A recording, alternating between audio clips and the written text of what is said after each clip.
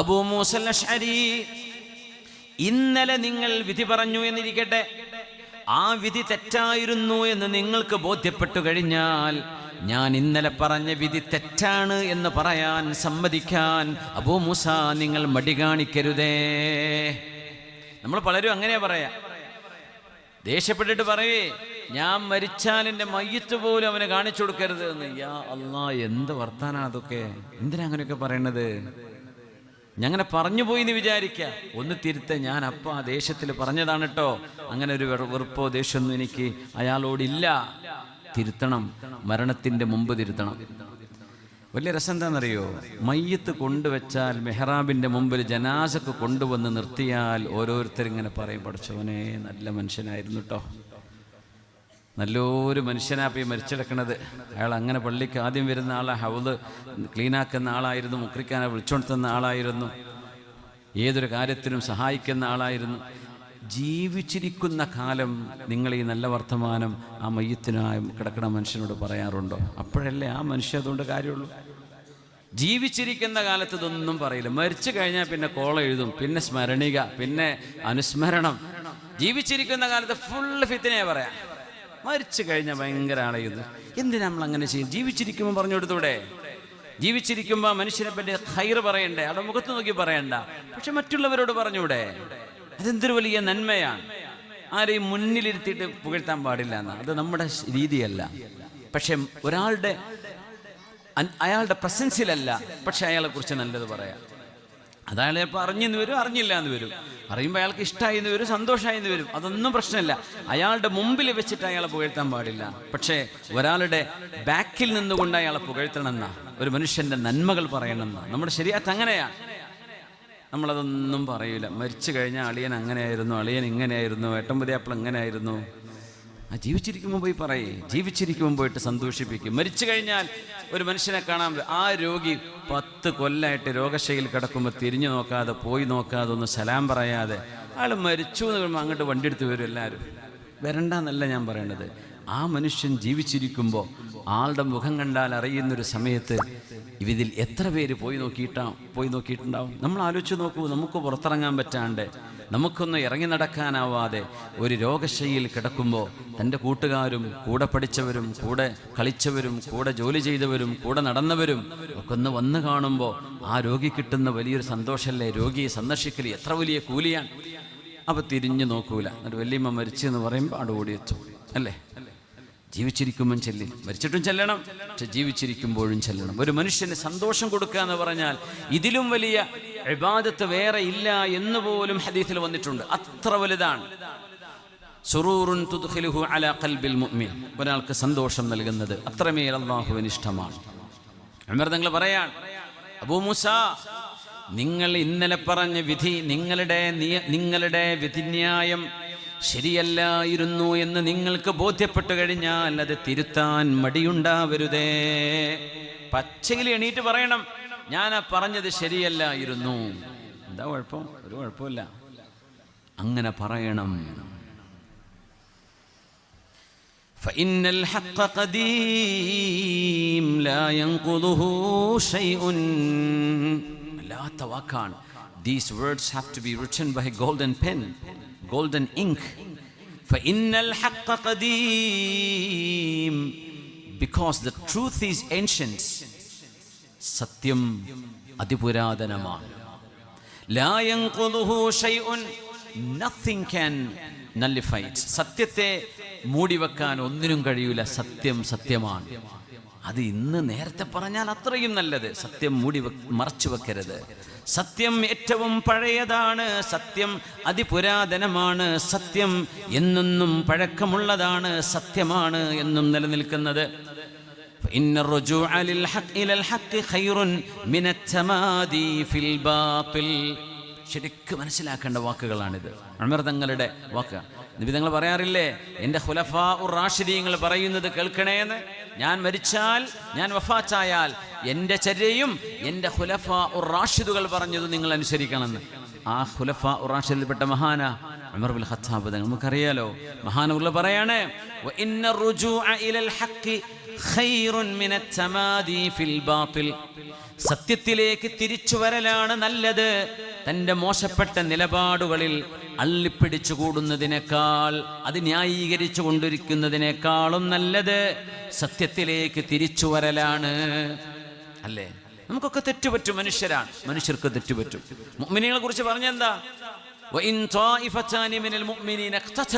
മുഅ്മിനീങ്ങൾ യുദ്ധം ചെയ്താൽ, അപ്പൊ മുഅ്മിനീങ്ങൾ എന്ന് പറയുന്ന കാറ്റഗറിയിൽപ്പെട്ട ആളുകൾ യുദ്ധം ചെയ്യുക എന്ന് പറയുന്ന വലിയൊരു തെറ്റുപോലും അവരിൽ നിന്ന് സംഭവിക്കാം. അതുകൊണ്ടൊന്നും അവർ ഈമാനിന് പുറത്തു പോകണില്ല. അവർ മുദ്നിബീങ്ങളാണ്, തെറ്റ് സംഭവിച്ചു എന്നേ വരൂ.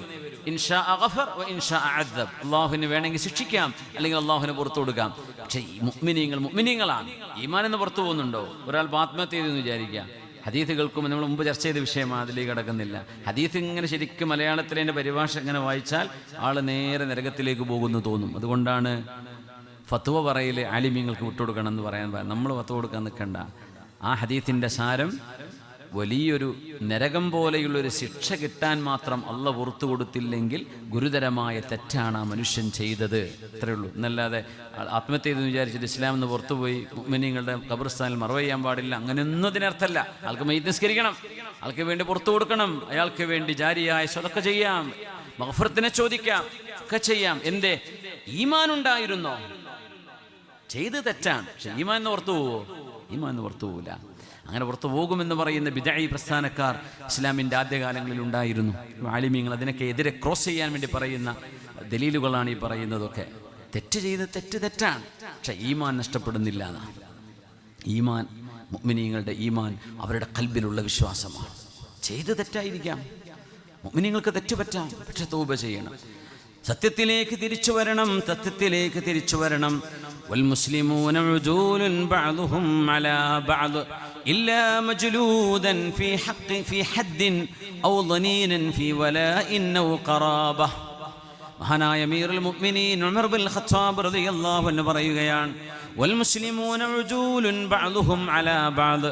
മുഅ്മിനീങ്ങൾ പരസ്പരം സാക്ഷി പറയാൻ മാത്രം സത്യസന്ധതയുള്ളവരാണ്. എല്ലാ മുസ്ലിമും എല്ലാ മുഅ്മിനും അങ്ങനെയാണ്. ഇല്ലാ മജ്ലൂദൻ ഫീ ഹദ്ദിൻ, ഇസ്ലാമിൻ്റെ ഒരു ശിക്ഷ നടപ്പാക്കപ്പെട്ട ഒരാളൊഴികെ, അല്ലെങ്കിൽ അധികാരത്തിൻ്റെ പേരിൽ തെറ്റിദ്ധരിക്കപ്പെട്ട ഒരു മനുഷ്യനൊഴികെ, അല്ലാത്ത എല്ലാ മുഅ്മിനീങ്ങളും പരസ്പരം സത്യസന്ധരാണ്, സാക്ഷി പറയാൻ പറ്റുന്നവരാണ്. വസ്സുൽഹു ജായിസും ബൈനൽ മുസ്ലിമീൻ, മുസ്ലിമീങ്ങൾക്കിടയിൽ മസ്ലഹത്തുണ്ടാക്കണം, അടി ഉണ്ടാക്കരുത്. അത് ഇബ്ലീസിൻ്റെ പണിയാണ്. നമ്മളും കൂടെ ചെയ്യേണ്ട കാര്യമുണ്ടോ? നമ്മുടെ എഴുത്തിലൂടെയോ നമ്മുടെ വാക്കിലൂടെയോ ഒരു ഫിത്തിനൻ, ഒരു വെറുതെ ദേഷ്യം ഉണ്ടാക്കുന്ന വർത്താനം പറയുക, അങ്ങോട്ടും ഇങ്ങോട്ടും അടുപ്പിക്കുന്ന വർത്താനം പറയുക, ഇത് ശൈത്താനാണ്. മനുഷ്യരൂപത്തിലുള്ള ശൈത്താനുകളാണ്. ആ ശൈത്താനുകൾക്ക് പല അക്കൗണ്ടൊക്കെ ഉണ്ടാവും, ഫേസ്ബുക്ക് അക്കൗണ്ടും ഇൻസ്റ്റഗ്രാം അക്കൗണ്ടൊക്കെ ഉണ്ടാവും. അത് ശൈത്താൻ്റെ പണിയാണ്, നമ്മളിത് ചെയ്യരുത്. പിശാച്ചാണ് തമ്മിലടിപ്പിക്കുന്നത്. മുഅ്മിനീങ്ങൾ മസ്ലഹത്ത് ചെയ്യണം. ഇതൊക്കെ അള്ളാഹ് പറഞ്ഞിരിക്കുക. നമ്മൾ ഏതോ വഴിക്ക് പോവുക, ഹദീസും ഖുർആനും വേറെ വഴിക്കാണ് പോകുന്നത്. അങ്ങനെ ആവാൻ പാടില്ലല്ലോ. അല്ലാഹുമ്മ റുദ്ദനാ വൽ മുസ്ലിമീന ഇലാ ദീനിക റദ്ദൻ ജമീല. നമ്മൾ എവിടേക്കോ ചില അന്ധത ബാധിച്ച് ഈ ഹദീസൊന്നും ഓർമ്മയില്ലാണ്ട് എവിടേക്കോ ഓടി നടക്കുകയാണ്. അങ്ങനെ ആവരുത്. വസ്സുൽഹു ബൈനൽ മുസ്ലിമീന ജായിസുൻ ഇല്ലാ സുൽഹൻ അഹല്ല ഹറാമൻ ഔ ഹറമ ഹലാല. ഒരു ഹലാല ഹറാമാക്കുകയോ ഒരു ഹറാമിനെ ഹലാലാക്കുകയോ ചെയ്യുന്ന തീരുമാനങ്ങൾ ഉണ്ടാകരുത്. അല്ലാത്ത എല്ലാ സുൽഹും നല്ലതാണ്, അതാണ് വേണ്ടത് എന്ന് മഹാനായ ഉമർ ബിൻ ഖത്താബ് റളിയല്ലാഹു അൻഹു. ഒരുപാട് സംഭവങ്ങൾ ഈ സമൂഹത്തിൽ കഴിഞ്ഞു പോയിട്ടുണ്ട്, നമ്മുടെ മുൻ സലഫ് സ്വാലിഹീങ്ങളിൽ. അതിൻ്റെയൊക്കെ ന്യായം എന്താണെന്ന് വെച്ചാൽ, തിന്മ ചെയ്ത ഒരാളും രക്ഷപ്പെടരുത്, നിരപരാധിയായ ഒരാളും ശിക്ഷിക്കപ്പെടുകയും അരുത്. മഹാനായ അലി ഇബ്നു അബീ ത്വാലിബ് റളിയല്ലാഹു അൻഹുവിന്റെ കാലത്ത് നടന്ന ഒരു രസകരമായൊരു സംഭവമുണ്ട്. അലി ഇബ്നു അബീ ത്വാലിബ് തങ്ങൾ അന്നത്തെ ഖലീഫയാണ്. അലി റളിയല്ലാഹു അൻഹു ഖലീഫയായി നിൽക്കുമ്പോൾ ഒരു ഡെഡ് ബോഡി കാണപ്പെട്ടു. ഒരു മനുഷ്യൻ കഴുത്തറുക്കപ്പെട്ട് മരിച്ചു കിടക്കുകയാണ്. പോലീസുകാരിങ്ങനെ കൊലയാളി ആരാണെന്നറിയാതെ ഇൻവെസ്റ്റിഗേഷന് വേണ്ടി വന്നപ്പോ ഒരു മനുഷ്യനുണ്ട് തൊട്ടപ്പുറത്ത് ഇരിക്കുന്നു, മൂത്രമൊഴിക്കുന്നു. അയാളുടെ കയ്യിൽ ഒരു കത്തിയുണ്ട്, അയാളുടെ കൈകളിൽ ചോരയുമുണ്ട്. പോലീസുകാർ വേമ്പൊക്കോലോ തെളിവും സാഹചര്യങ്ങളൊക്കെ ഇപ്പുറത്തൊരാൾ കഴുത്തിറക്കപ്പെട്ട് കിടക്കും ചെയ്യും. ഒരു കാട്ടുപന്തയിൽ കിടക്കുകയാണ്. അയാൾ ചോരയെ കുളിച്ച് കിടക്കണം, മരിച്ചിട്ടുണ്ട്. ഇവിടെ ഒരാൾ കയ്യിൽ കത്തിയുണ്ട്, കൈകളിൽ ചോരപ്പാടുണ്ട്. അയാൾ അവിടെ ഒരു പൊന്തക്കാടിനുള്ളിൽ മൂത്രമൊഴിക്കാൻ വേണ്ടി ഇരിക്കുന്നതാ കാണുന്നത്.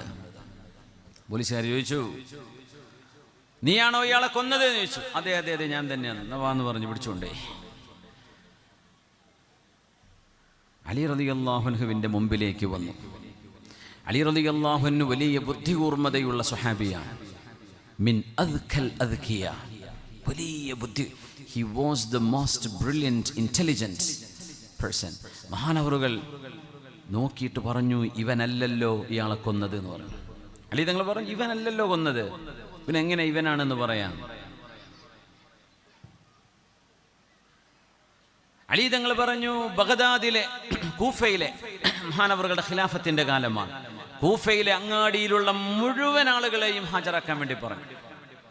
ഒരൊറ്റ കുഞ്ഞിനെ വിടാതെ ആ ടൗണിലുള്ള മുഴുവൻ ആളുകളെയും അലി റളിയല്ലാഹു അൻഹു വിളിച്ചു കൊണ്ടുവരാൻ വേണ്ടി പറഞ്ഞു പോലീസുകാരോട്. എല്ലാവരും കൊണ്ടുവന്നു. അതിൽ ഒരാള് സ്പീഡിൽ നടക്കുന്നത് കണ്ടു അലി റളിയല്ലാഹു അൻഹു. നോക്കണേ, അവരുടെ ബുദ്ധി നോക്കണം. അപ്പം അലിയാര് തങ്ങൾ പറഞ്ഞു, എല്ലാവരോടും ഒരു സ്റ്റെപ്പ് കാണിച്ചു കൊടുത്തു. ഇപ്പം നമുക്ക് ഇങ്ങോട്ട് വേദിയിലേക്ക് കയറാൻ ഇവിടെ കുറച്ച് താഴേക്ക് സ്റ്റെപ്പ് ഉണ്ടല്ലേ, അതുപോലെ ഒരു സ്റ്റെപ്പ് കാണിച്ചു കൊടുത്ത് എല്ലാവരോടും കയറാൻ വേണ്ടി പറഞ്ഞു. ഈ മനുഷ്യൻ, ഈ മഹാനായ അലി തങ്ങൾ നോട്ട് ചെയ്ത മനുഷ്യൻ മാത്രം കയറുമ്പോൾ 2 സ്റ്റെപ്പ് ജമ്പ് ചെയ്തിട്ടാണ് കയറുന്നത്. ഭയങ്കര സ്പീഡാണ്. അലി തങ്ങൾ പറഞ്ഞു, ഇവിടെ വാന്ന് പറഞ്ഞു. അലി തങ്ങൾക്ക് ചില സിഗ്നലുകൾ അല്ലാഹു നൽകുകയാണ്. സത്യം പറയുന്നു, നീയല്ലേ ആ മനുഷ്യനെ കൊന്നത് എന്ന് ചോദിച്ചു. അതെ, ഞാനാണ്. എവിടുന്ന പിടിച്ചെന്നറിയോ? സ്റ്റെപ്പ് ചാടിപ്പോകുമ്പോൾ ഒരു സ്റ്റെപ്പ് ഇട്ടെങ്കിൽ ഓരോ സ്റ്റെപ്പിലും ചവിട്ടി പോകേണ്ടതിന് പകരം 2 സ്റ്റെപ്പ് ചാടിക്കിടന്ന്, 2 സ്റ്റെപ്പ് ചാടിക്കിടക്കല ഹറാമാണെന്നൊന്നും അല്ലട്ടോ ഇതിനർത്ഥം. അവിടെ ഒരു ദലീൽ അലി റളിയല്ലാഹു അൻഹുവിന് അള്ളാഹു തോന്നിപ്പിച്ചു കൊടുത്ത ഒരു ഫിറാസത്താണത്. അയാളുടെ നടത്തത്തിലെ സ്പീഡും കൈക്കടുപ്പവും കണ്ടപ്പോൾ ഇയാൾ ക്ഷമ കുറഞ്ഞ ആളാണ്, അസ്വസ്ഥതയുള്ള ആളാണ്, പെട്ടെന്ന് ദേഷ്യം പിടിക്കുന്ന ആളാണ്. ഇങ്ങനെ ബിഹേവിയറൽ സയൻസ് എന്ന് പറഞ്ഞ സംഭവമുണ്ട്. ഒരു മനുഷ്യൻ്റെ കയ്യെഴുത്ത് കണ്ടാൽ അയാളുടെ സ്വഭാവം മനസ്സിലാവുന്ന. ഭംഗിയുള്ള എഴുത്താണെങ്കിൽ നല്ല സ്വഭാവം, അങ്ങനെയൊന്നും അർത്ഥമല്ല. മോശപ്പെട്ട എഴുത്താണെങ്കിൽ നല്ല സ്വഭാവക്കാരനാണെന്ന് അർത്ഥം വരും. അത് ആ കയ്യെഴുത്തിനെ നോക്കിയിട്ടൊരു ഒരു ഫിറാസത്തുണ്ട് എന്നതുപോലെ ബിഹേവിയറൽ സയൻസ്.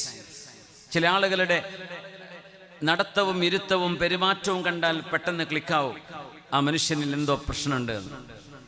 അലി റളിയല്ലാഹു അൻഹു ചോദിച്ചു, നീയല്ലയോ ഇയാളെ കൊന്നത്? ഫലഅയ്യി ശൈഇൻ ഖതൽത, എന്തിനാ നീ ഇയാളെ കൊന്നത്? സഅറുൻ ബൈനനാ, ഞാനും അയാളും തമ്മിൽ ഒരു പ്രശ്നം ഉണ്ടായിരുന്നു, ഞാൻ അതിന് പ്രതികാരം ചെയ്തതാ. അപ്പോൾ മറ്റേ ആളെ വിളിച്ചുകൊണ്ടുവന്നു. ഇവിടെ കൈയോടെ ഒരാളെ പിടിച്ചുകൊണ്ടുവന്നിട്ടുണ്ട്, കയ്യിൽ കത്തിയും കൈകളിൽ ചോരപ്പാടുള്ള മനുഷ്യൻ. അയാൾ ചോദിച്ചു, അലി തങ്ങൾ, അലിയാർ തങ്ങളുടെ ദക്കാ നോക്കണം, ബുദ്ധിശക്തി നോക്കണം. അലിയാർ തങ്ങൾ ചോദിച്ചു, ഈ മനുഷ്യ നിങ്ങളാണോ ശരിക്കും ഇയാളെ കൊന്നത്? അല്ല അലിയാർ തങ്ങളെ, ഞാനല്ല, ഞാനൊരു അറവുകാരനാണ്, ഞാനൊരു കശാപ്പുകാരനാണ്. ഞാനൊരു കന്നിനെ അറുത്തിട്ട് അതിനെ തോല് പൊളിച്ചുകൊണ്ടിരിക്കുമ്പോൾ എൻ്റെ കയ്യിൽ കത്തിയുണ്ട്, കയ്യിൽ ചോരപ്പാടുണ്ട്. ഞാൻ മൂത്രമൊഴിക്കാൻ വേണ്ടി മുട്ടിയിട്ട് ഓടിച്ചെന്ന് പൊന്തക്കാടിൽ മൂത്രമൊഴിക്കുമ്പോഴാണ് പോലീസുകാരെന്നെ പിടിച്ചു പൊക്കണത്. എൻ്റെ കയ്യിൽ കത്തിയുണ്ട്, ഇയാളിവിടെ മരിച്ചു കിടക്കും ചെയ്യുക, പിന്നെ ഞാനവിടെ അല്ല എന്ന് പറഞ്ഞിട്ട് കാര്യമില്ലല്ലോ, തെളിവ് എനിക്കെതിരല്ലേ, അവരെന്നെ പിടിക്കുന്നു ഉറപ്പാ. അങ്ങനെ ഞാനങ്ങനെ സമ്മതിച്ചു കൊടുത്തതാന്ന് പറഞ്ഞു. സുബ്ഹാനല്ലാഹ്. കാരണം എങ്ങനെ ഞാനല്ല എന്ന് പറഞ്ഞാൽ മിനിമം അടിയെങ്കിലും കിട്ടും. പിന്നെ ഞാനാണെന്നങ്ങ് പറഞ്ഞു കൊടുത്തു. എന്തായാലും എൻ്റെ കയ്യിൽ കത്തിയാണ്, ഞാൻ അപ്പുറത്തൊരു ആടിനറുത്ത് വരികയായിരുന്നു. പക്ഷേ ഞാനങ്ങനെ മൂത്രയ്ക്കാൻ വേണ്ടി ഇരിക്കുമ്പോഴാണ് ഈ പോലീസുകാർ എന്നോട് വന്ന് ഈ ചോദ്യം ചോദിക്കുന്നത്. പിന്നെ ഞാനവിടെ സാഹചര്യ തെളിവുകളെ എനിക്ക് മറച്ചു വെക്കാൻ കഴിയില്ലല്ലോ. അപ്പോൾ അലി തങ്ങൾ അപ്പോഴേ മനസ്സിലാക്കി, അലിയാർ തങ്ങളുടെ ബുദ്ധി അതാണ്. മഹാനവറുകൾ പറഞ്ഞു, ഇയാളല്ല കൊലപാതകി, ആ മനുഷ്യൻ്റെ കയ്യിലുള്ള ചോരപ്പാട് ഒരു മൃഗത്തിൻ്റെ ചോരയാണ്, മനുഷ്യൻ്റെ ചോരയല്ല. ഇത് ആണ്. എന്തിനെന്നറിയോ? ഒരു നിരപരാധിയായ മനുഷ്യൻ പോലും ശിക്ഷിക്കപ്പെടരുത്. ആ കൊലയാളി അലി റളിയല്ലാഹു അൻഹു ഖിസാസിന് വിധിക്കുകയുണ്ടായി. ഈ പിടിക്കപ്പെട്ട ആളെ വെറുതെ വിടുകയും ചെയ്തു. ഇതൊക്കെ ആണ്. എന്തിനെന്നറിയോ? അല്ലാഹുവിന്റെ പ്രപഞ്ചത്തിൽ വഅഖീമുൽ വസ്ന ബിൽ ഖിസ്ത് വലാ തുഖ്സിറുൽ മീസാൻ, അധികാരം കൈകളിലുള്ള ആളുകൾ, കോർട്ടുകളിൽ ജോലി ചെയ്യുന്ന ആളുകൾ, നിയമ നിയമ സംവിധാനങ്ങളിൽ പ്രവർത്തിച്ചു കൊണ്ടിരിക്കുന്ന ആളുകൾ, ഗവൺമെന്റ് സംവിധാനങ്ങളിൽ പ്രവർത്തിച്ചു കൊണ്ടിരിക്കുന്ന ആളുകൾ, നിങ്ങൾ നീതിയുടെ കൂടെ നിൽക്കണമേ. നീതി നഷ്ടപ്പെടുകയാണെങ്കിൽ അള്ളാഹുവിൻ്റെ അർശ് പോലും വിറക്കുമെന്നാണ്. ഒരു നിരപരാധിയായ മനുഷ്യൻ ഇവിടെ ശിക്ഷിക്കപ്പെടരുത്, എന്നാൽ അപരാധികൾ ശിക്ഷിക്കപ്പെടുക തന്നെ വേണം. റസൂലുള്ളാഹി സ്വല്ലല്ലാഹു അലൈഹി വസല്ലം തങ്ങൾ പറഞ്ഞു, നിങ്ങളുടെ മുൻഗാമികൾ നശിക്കാൻ കാരണം അവരിലെ പാവപ്പെട്ടവർ തെറ്റ് ചെയ്താൽ അവരെ ശിക്ഷിക്കുകയും അവരിലെ പ്രമാണിമാർ തെറ്റുകൾ ചെയ്താൽ അവരെ വെറുതെ വിടുകയും ചെയ്യുമായിരുന്നു. അത് എൻ്റെ ഉമ്മത്തിൽ നടക്കില്ല. വലഹു അന്ന ഫാത്തിമ ബിൻത മുഹമ്മദിൻ സറഖത് ലഖത് യദുഹാ. എൻ്റെ കരളിൻ്റെ കഷ്ണമായ എൻ്റെ മകൾ ഫാത്തിമയാണ് മോഷ്ടിച്ചതെങ്കിൽ എൻ്റെ ഫാത്തിമയുടെ കൈയും മുറിക്കപ്പെടും എന്ന് പറഞ്ഞ റസൂലാണ് നമ്മുടെ നേതാവ് മുഹമ്മദ് മുസ്തഫ സ്വല്ലല്ലാഹു അലൈഹി വസല്ലം. മഖ്സൂമിയായൊരു പെണ്ണ് മോഷണം ചെയ്തിട്ട് ആ പെണ്ണിൻ്റെ കൈകൾക്ക് ശിക്ഷ നടപ്പാക്കപ്പെടുമെന്ന് ഉറപ്പായപ്പോൾ അള്ളാഹുവിൻ്റെ റസൂലിനോട് ശുപാർശ ചെയ്യാൻ നമ്മുടെ ആളുകൾ വന്നു. ശുപാർശ ചെയ്യാൻ നോക്കുമ്പോൾ ആരുടെ സ്വാധീനം കൊണ്ട് നിബിതങ്ങളെ സ്വാധീനിക്കാൻ കഴിയുമെന്ന് ആലോചിച്ചപ്പോൾ ചില ആളുകൾ വിചാരിച്ചു, ഹിബ്ബു റസൂലില്ലാഹി വബ്നു ഹിബ്ബി റസൂലില്ലാഹ്. അള്ളാഹുവിൻ്റെ റസൂലിൻ്റെ ഇഷ്ടപ്പെട്ട സ്വഹാബിയും ആ ഇഷ്ടപ്പെട്ട സ്വഹാബിയുടെ ഇഷ്ടപ്പെട്ട മകനുമായ ഉസാമത്ത് ബിൻ സൈദ് ബിൻ ഹാരിസ റളിയല്ലാഹു അൻഹുമാ. മഹാനായ ഉസാമ റളിയല്ലാഹു അൻഹുവിനെ പിടിച്ചാൽ ഉസാമ തങ്ങൾ നബി തങ്ങളോട് പറഞ്ഞാൽ അള്ളാഹുവിൻ്റെ ഹബീബ് കേൾക്കുമെന്ന് അവർക്ക് തോന്നി. ഉസാമ റളിയല്ലാഹു അൻഹു പറഞ്ഞു, യാ റസൂലല്ലാഹ്, നബിയേ, മഖ്സൂമികളല്ലേ, തറവാടുള്ള സൽപേരുള്ള കുടുംബമല്ലേ? ആ കുടുംബത്തിലെ ഒരു പെണ്ണ് ഒരു ആഭരണം മോഷ്ടിച്ചതാ.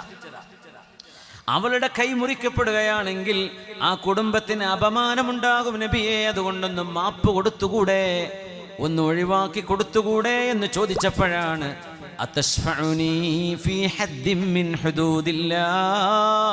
അള്ളാഹുവിൻ്റെ ഒരു നിയമം നടപ്പാക്കാൻ അവസരമുണ്ടാകുമ്പോൾ ആ നിയമം നടപ്പാക്കരുത് എന്നോട് ശുപാർശ ചെയ്യാൻ വന്നതാണോ ഉസാമ? അതാണോ ഉസാമ നിങ്ങൾ ആഗ്രഹിക്കുന്നത്? ഫവല്ലാഹ്, നിങ്ങൾക്കൊന്ന് കേൾക്കണോ? അള്ളാഹുവിനെ തന്നെയാണ് സത്യം. ലൗ അന്ന ഫാത്തിമ ബിൻത മുഹമ്മദിൻ സറഖത്, മുഹമ്മദ് നബി തങ്ങളുടെ മകൾ സാക്ഷാൽ ഫാത്തിമ റളിയല്ലാഹു അൻഹയാണ് മോഷ്ടിച്ചതെങ്കിൽ അവരുടെ കൈ പോലും മുറിക്കപ്പെടുക തന്നെ ചെയ്യും ഉസാമ. അതുകൊണ്ട് മഖ്സൂമിയായി പെണ്ണിൻ്റെ വിഷയത്തിൽ ശുപാർശയുമായി വരരുത്, റെക്കമെൻഡേഷനുമായി വരരുത്. ഞാനത് ചെയ്യില്ല. നിങ്ങളുടെ മുൻഗാമികൾ നശിച്ചു പോകാൻ കാരണം അതായിരുന്നു. നിയമ സംവിധാനങ്ങളിൽ നിന്ന് പാവപ്പെട്ടവർക്ക് നീതി ലഭിക്കാതെ പോവുകയാണെങ്കിൽ ഒരു സമൂഹത്തിന് തകർച്ച വരുമെന്ന് മഹാനായ നമ്മുടെ നേതാവ് മുഹമ്മദ് റസൂലുള്ളാഹ് സ്വല്ലല്ലാഹു അലൈഹി വസല്ലം. മഹാനായ ഉമർ ഇബ്നുൽ ഖത്താബ് റളിയല്ലാഹു അൻഹുവിന്റെ മുമ്പിൽ വളരെ വിചിത്രമായ ഒരു കേസ് വന്നു. ഉമർ തങ്ങൾ ഖലീഫയായിരിക്കുമ്പോൾ ഒരു പെണ്ണാണ് ആ കേസ് കൊടുത്തത്. കേസ് ഇങ്ങനെയാണ്: എൻ്റെ ഭർത്താവ് ശാരീരിക ബന്ധത്തിൽ ഏർപ്പെടാൻ കഴിയാത്ത ഒരാളാണ്, അതുകൊണ്ട് എനിക്ക് ത്വലാഖ് വേണം. ഒരു പെണ്ണിനങ്ങനെ ത്വലാഖ് ആവശ്യപ്പെടാനുള്ള കാരണങ്ങളിൽ ഫിഖ്ഹ്, കർമ്മശാസ്ത്ര നിയമത്തിൽ അംഗീകരിക്കപ്പെട്ട ഒരു മസലയാണത്. ഒരു പെണ്ണ് പറയും, എൻ്റെ ഭർത്താവിന് അങ്ങനെ ഒരു സ്കിൽ അല്ലെങ്കിൽ ഒരു കഴിവില്ല, എനിക്ക് വിവാഹമോചനം വേണം, വേറെ കല്യാണം കഴിക്കണം, ഇയാളുടെ കൂടെ ജീവിക്കാൻ എന്നെക്കൊണ്ട് കഴിയില്ല, ഞാൻ ഹറാമിലേക്ക് പോയി പോകും, എൻ്റെ ഭർത്താവ് ദുർബലനാണ്, അദ്ദേഹത്തിന് ആ ഒരു ശേഷിയില്ലാത്തവനാണ് എന്ന് പറയാൻ, ഇഅ്തിറാദ് എന്നതിന് അറബിൽ പറയാം. പെണ്ണ് കേസുമായി വന്നു ഉമർ തങ്ങളുടെ കോടതിയിലേക്ക്. ഇതിനിപ്പോൾ വാക്കുകളെ കൊണ്ട് കേൾക്കുക എന്നല്ലാണ്ട് വേറെ അഡീഷണൽ തെളിവെടുപ്പൊക്കെ പറ്റില്ലല്ലോ. പുതിയാപ്പിളിനെ വിളിച്ചു, നിനക്ക് കുഴപ്പമുണ്ടോ എന്ന് ചോദിച്ചു. ഒന്നും എനിക്കൊരു കുഴപ്പമില്ല എന്ന് പറഞ്ഞു. അല്ലാഹ്, പ്രശ്നം വീണ്ടും സങ്കീർണമായി. ഉമർ തങ്ങൾ പറഞ്ഞു, നീ നിന്റെ ഭാര്യയുടെ അരികത്ത് അവരുമായി ശാരീരിക ബന്ധത്തിൽ ഏർപ്പെട്ട് കഴിഞ്ഞ് നിനക്ക് സ്ഖലനം സംഭവിച്ചു കഴിഞ്ഞാൽ നിന്റെയോ അവളുടെയോ വസ്ത്രത്തിൽ അതിൻ്റെ ഒരു അടയാളവുമായി നീ എൻ്റെ അടുത്ത് വാന്ന് പറഞ്ഞു. അങ്ങനെ അയാൾ അതും കൊണ്ടുവന്നു. ഉമർ തങ്ങൾ അലിയാരെ വിളിച്ചു, അലിയാരെ ഇച്ചിരി വെള്ളം തിളപ്പിക്കണേ എന്ന് പറഞ്ഞു. വെള്ളം തിളപ്പിക്കാൻ വേണ്ടി പറഞ്ഞു. ആ വെള്ളം തിളപ്പിച്ച് കൊണ്ടുവന്നിട്ട് ഇയാൾ കൊണ്ടുവന്ന വസ്ത്രത്തിലേക്ക് ഒഴിക്കാൻ വേണ്ടി പറഞ്ഞു. ഒഴിച്ചു നോക്കുമ്പോൾ അതൊരു ഓംലെറ്റായി മാറി. അപ്പോൾ മനസ്സിലായി കോഴിമുട്ടൻ്റെ കുഞ്ചെടുത്തിട്ടായി വന്നത്. അങ്ങനെ ഫഹകമലഹ ത്വലാഖ്, ആ പെണ്ണിന് ത്വലാഖിൻ്റെ അവകാശമുണ്ട് എന്ന് പറഞ്ഞ് ആ പെണ്ണിനെ ത്വലാഖ് അനുവദിച്ചു കൊടുത്തിട്ടുണ്ട് മഹാനായ ഉമർ ഇബ്നുൽ ഖത്താബ് റളിയല്ലാഹു അൻഹു. ഇസ്ലാമിക ലോകത്ത് നടക്കുന്ന ഈ ഉമ്മത്തിൻ്റെ പാരമ്പര്യത്തിൽ ചരിത്രത്തിൽ കഴിഞ്ഞുപോയ ആണിനും പെണ്ണിനും അള്ളാഹു അനുവദിച്ച നീതി ഇവിടെ ലഭിക്കണം എന്നതിൽ എത്രത്തോളം ശുഷ്കാന്തിയുണ്ട് ഈ ശരീഅത്തിന് എന്ന് പഠിപ്പിക്കുകയാണ് മഹാനായ ഷഹീദുൽ മെഹ്റാബ് മഹാനായ ഉമർ ഇബ്നുൽ ഖത്താബ് റളിയല്ലാഹു അൻഹു. നോക്കണേ, തെറ്റുകൾ തെറ്റാണ്. ചില പ്രമാണങ്ങളും ചില തെളിവുകളും ഫോർജ്ഡ് ആയിരിക്കും, ഫേക്ക് ആയിരിക്കും. ആ ഫേക്ക് ഡോക്യുമെന്റുകൾ ഫേക്കാണ് എന്ന് കണ്ടെത്താനുള്ള കഴിവ് നിയമവ്യവസ്ഥയിൽ ജോലി ചെയ്യുന്ന ആളുകൾക്ക് വേണം എന്നും പഠിപ്പിക്കുകയാണ് ഉമർ റളിയല്ലാഹു തആല അൻഹു ഇവിടെ. യാ അല്ലാഹ്, ഹാറൂൻ റഷീദ് അതുകൊണ്ടാണ് തൻ്റെ ഭരണകാലത്ത് ഏറ്റവും വലിയ ഫഖീഹായിരുന്ന അദീമും മിൻ ഉലമാഇൽ ഉമ്മ, ഈ ഉമ്മത്ത് കണ്ട പ്രഗൽഭനായ ആലിം, അൽ ഇമാമുൽ അഅ്ലം എന്ന് മുത്ലഖൻ പറയപ്പെടുന്ന ഇമാമാണ് മഹാനായ അബൂ ഹനീഫത്തുൻ നുഅ്മാൻ റളിയല്ലാഹു അൻഹു റഹ്മത്തുള്ളാഹി അലൈഹി, ഹനഫി മദ്ഹബിന്റെ ഇമാം. ഏറ്റവും വലിയ അൽ ഇമാമുൽ അഅ്ലം, the greatest leader in Islamic jurisprudence, ഇസ്ലാമിൻ്റെ ഫിഖഹിലെ ഏറ്റവും വലിയ ഇമാം എന്ന് പറഞ്ഞാൽ, പേര് പറയാതെ പറഞ്ഞാൽ അത് മഹാനായ അബൂ ഹനീഫ തങ്ങളാണ്. അത്ര വലിയ പണ്ഡിതൻ. ഹാറൂൻ റഷീദ് അന്നത്തെ ഖലീഫയാണ്. ഹാറൂൻ റഷീദ് തങ്ങൾ പറഞ്ഞു, അബൂ ഹനീഫ തങ്ങളെ, നിങ്ങളായിരിക്കണം നമ്മുടെ സുപ്രീം കോർട്ട് ജഡ്ജ്. അദ്ദേഹം പറഞ്ഞു, ഞാൻ നിൽക്കില്ല എന്ന് പറഞ്ഞു. നിന്നില്ലെങ്കിൽ അടി കിട്ടുമെന്ന് പറഞ്ഞു. അടിച്ചോളൂ എന്ന് പറഞ്ഞു. ഫജലദഹു, മഹാനായ അബൂ ഹനീഫ ഇമാമിനെ അടി കിട്ടി, ശിക്ഷ ലഭിച്ചു. എന്തിനെന്നറിയോ? വലിയൊരു സുപ്രീം കോർട്ട് ജഡ്ജാവാനുള്ള ഓഫർ നിരസിച്ചതിൻ്റെ പേര്. എന്താ കാരണം എന്നറിയോ? ഈ ഭരണാധികാരികളുടെ മുമ്പിൽ ജഡ്ജായി നിന്നാൽ അവർക്കനുകൂലമായി പലതും വിധിക്കേണ്ടി വരും. അത് അള്ളാഹിന്റെ കോടതിയിൽ ഞാൻ പിടിക്കപ്പെടും, അതുകൊണ്ട് ഞാൻ നിൽക്കൂല. സുബ്ഹാനല്ലാഹ്. അപ്പൊ ഹാറൂൻ റഷീദ് പറഞ്ഞു, വല്ലാഹ്, അള്ളാഹുൽ സത്യം ചെയ്തു. സത്യം ചെയ്തു പറഞ്ഞാൽ യമീനാണ്.